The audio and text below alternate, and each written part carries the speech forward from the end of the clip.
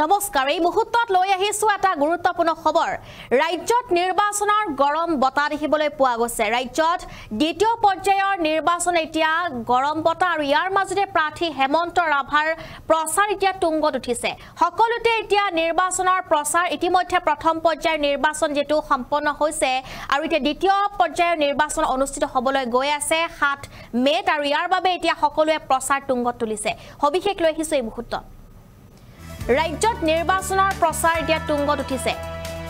ৰাজ্যত চলি আছে পঞ্চায়ত নিৰ্বাচনৰ গৰম বতাহ পঞ্চায়ত নিৰ্বাচনৰ গৰম বতাহ চলি আছে ৰাজ্যত আৰু ভোট কেন্দ্ৰ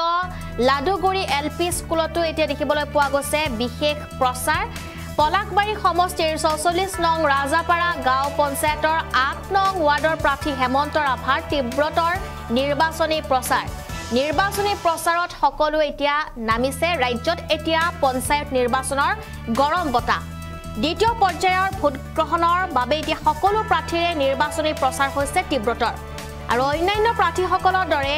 44 নং ৰাজাপাৰা গাঁও পঞ্চায়তৰ 8 নং ৱাৰ্ডৰ সদস্য হেমন্ত ৰাভাৰ নিৰ্বাচনী প্ৰচাৰো তুংগত উঠিছে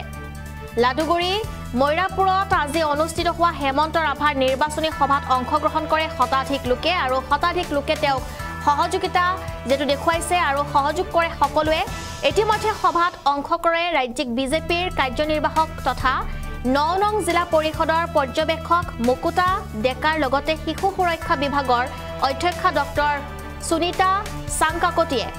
সমবিকা সমমৰ্যাদা সম অধিকাৰ ৰাজ্যৰ উন্নয়নৰ সংকল্প লৈ নিৰ্বাচনী প্ৰচাৰ চলাইছে 8 নং ৱাৰ্ডৰ প্ৰাৰ্থী হেমন্ত ৰাভাই আৰু হেমন্ত ৰাভাই এবাৰ যেটো প্ৰচাৰ চলাইছে তেওঁৰ যেটো চিহ্নটো হৈছে কাপ প্লেটৰ চিন আৰু এয়া আমি দেখুৱাইছো কিছু দৃশ্য প্ৰচাৰ তুংগত উঠিছে এতিয়া হেমন্ত ৰাভাৰ প্ৰচাৰ তুংগত উঠিছে আমি কিছু দৃশ্য এই মুহূৰ্তত দেখুৱাইছো ইতিমধ্যে পঞ্চায়তৰ প্ৰথম পৰ্যায়ৰ ভোটদান যেটো সমাপন হৈছে আৰু এতিয়া দ্বিতীয় পৰ্যায়ৰ নিৰ্বাচনৰ বাবে সকলো একগোট হৈছে সকলোৱে প্ৰচাৰ আৰম্ভ কৰিছে তীব্ৰতৰ হৈ উঠিছে নিৰ্বাচনী প্ৰচাৰ আৰু সকলোৱে এতিয়া আশা কৰিছে যেন যি সকল প্ৰাৰ্থী আছে আৰু যি প্ৰাৰ্থীয়ে জয় হয় তেওঁলোকে যাতে ৰাজ্যৰ উন্নয়নৰ বাবে কাম কাজ কৰি যায় হেমন্ত ৰাভাৰ কিছু মন্তব্য আছে সেয়া শুনাবলৈ চেষ্টা কৰিম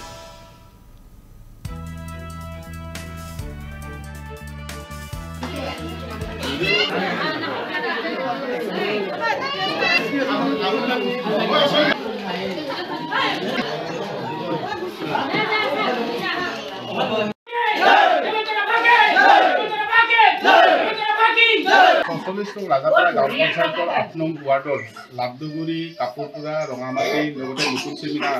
মোৰ এতিয়া বৰ্তমান যিখিনি জনসাধাৰণ সঁহাৰি সকলোৱে আশীৰ্বাদ দিছে আজি স্বতঃস্ফূৰ্তভাৱে তেওঁলোকে মিটিং পাতিছে গোটেই মিটিঙত মই আহিছোঁ মিটিংখনত উপস্থিত হৈ তেওঁলোকৰ যিখিনি সহায় সহযোগিতা পাইছোঁ গতিকে আগন্তুক দিনত মোৰ পৰা তেওঁলোকে কৈছে যে আপোনাৰ যিটো ফাইনেল গতিকে আপুনি ৰাইজৰ কাম কৰিব লাগিব আমাৰ যিবিলাক অভাৱ অভিযোগ আছে সেইবিলাক কৈছে এতিয়া মই কৈছোঁ যে মোৰ যিখিনি পঞ্চায়তৰ সীমিত ফাণ্ড আহে সেই সীমিত ফাণ্ডৰে মই ৰাইজক উন্নয়ন কৰাৰ কাৰণে আহ্বান জনাম আৰু উন্নয়ন কৰিম আৰু ৰাইজৰ যিখিনি খুঁটি নতি থাকে মই সেইবিলাক কাম কাজ কৰি যাম লগতে আমাৰ যিখিনি অৰুণোদয় লগতে আমাৰ প্ৰধানমন্ত্ৰী আৱাস গৃহ সেইটো প্ৰধানমন্ত্ৰী আৱাস গৃহ যিহেতু কি হ'ব জীৱিকা সখী আৰু পশুসখীৰ দ্বাৰা গতিকে এতিয়া পঞ্চায়ত নিৰ্বাচনৰ কাৰণে বৰ্ড অফ কণ্ডাক্ট লাগি আছে গতিকে বৰ্ড অফ কণ্ডাক্ট লাগি থকাৰ কাৰণে মই এতিয়া বৰ্তমান অনুদান দিম বুলি কেনে ভোট খুজিব নোৱাৰোঁ গতিকে সেইকাৰণে মই কৈছোঁ জনসাধাৰণৰ যিখিনি 3জন প্ৰাৰ্থী আছে যোগ্য প্ৰাৰ্থীজনক ভোট দিলে আপোনালোকৰ ৰাজ্যৰ উন্নয়ন হ'ব আৰু আপোনালোকৰ উন্নয়নৰ প্ৰগতি হ'ব গতিকে আপোনালোকে যোগ্য প্ৰাৰ্থীজনক ভোট দি জয়যুক্ত কৰক মোৰ হৈছে কাপপ্লেটৰ ছবি গতিকে কাপপ্লেটৰ ছবিত ভোট দি 7 তাৰিখে আপোনালোক বহুমূলীয়া ভোটটো দি জয়যুক্ত কৰিবলৈ আশা ৰাখিছোঁ লগতে আমাৰ ৰাইজক সকলোৱে আহ্বান জনাইছোঁ সেই 7 তাৰিখত যাতে মোক ভোট দি জয়যুক্ত কৰি ৰাইজৰ সিহঁতৰ মনোমুগ্ধ কৰাৰ কাৰণে আহ্বান জনাইছোঁ গতিকে মই এইখিনি ক'বলগীয়া আছে আৰু আপোনালোকৰ সহায়িকা কামনা কৰিছোঁ গোটেইখিনি ৰাইজৰ প্ৰচাৰৰ মই জনসাধাৰণৰ কি অভাৱ আছে অভিযোগ আছে বা কিবিলাক আছে মই সকলোৱে সুধি লৈছোঁ সেই অভাৱ অভিযোগ মই মাৰিম বুলি তেওঁলোকক প্ৰতিশ্ৰুতি দিছোঁ আৰু লগতে মোৰ মূল মন্ত্ৰ হৈছে যে জনসাধাৰণৰ সেৱা কৰা গতিকে জনসাধাৰণক মই সেৱা কৰিব ওলাইছোঁ ৰাইজক সেৱা কৰিব ওলাইছোঁ সেইটোৱে মোৰ মূল মন্ত্ৰ আৰু ৰাইজক মই এইখিনি প্ৰতিশ্ৰুতি দিছোঁ যে যিখিনি অভাৱ মই কৈছোঁ এই ৰাস্তাটো সম্পৰ্কে কৈছোঁ আমাৰ শিশু শিক্ষা আয়োগৰ সন্মানীয় সুনীতা চাংকাতীয়ে বাইদেউ আহিছিল লগতে আমি যোৱা এটা 2-3 মাহমান হ'ব তাৰ আগত আমি এখন এপ্লিকেশ্যন দিছিলোঁ ধৰ্মেন্দ্ৰ ঠাকুৰীয়া জানুৱাৰীত গতিকে তেখেতক আমি নিৰেশ্বৰী পাহাৰৰ তাতে এখন খানা পাতিছিলে সেই নিৰেশ্বৰী পাহাৰত আমি গৈ ৰাইজৰ গোটেইখিনি সচেতন নাগৰিক হৈছিল গোটেইখিনি মানুহ তাতে ঈশ্বৰৰ ইচ্ছাত আৰু SDOকো লগ পালোঁ SDOক লগ পাই আমি তেওঁক হেণ্ড টু হেণ্ড দিছোঁ তেওঁ কৈছে আপোনালোকৰ ৰাস্তাটো হৈ আছে কিন্তু মই আৰু ৰাইজক কৈছোঁ যে আপোনালোকে আৰু অলপমান যোগাযোগ কৰিব লাগিব ৰাস্তাটোৰ কাৰণে গতিকে আপোনাৰ বানপানী আহিলে বাৰিষা